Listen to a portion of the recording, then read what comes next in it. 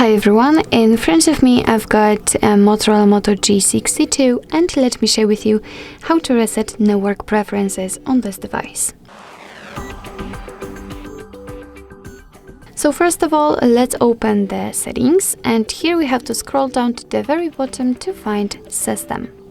Now at the bottom again we've got reset options, so let's tap on it, and on the very first position we've got the option we're looking for, so reset Wi-Fi, mobile and Bluetooth.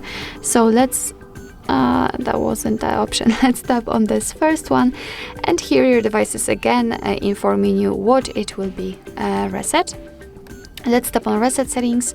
If you've got any kind of screen lock currently set, you have to enter it in order to confirm your whole step.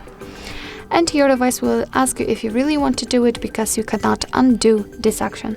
So just tap on reset settings if you are ready, and as you can see, the network settings have been reset successfully.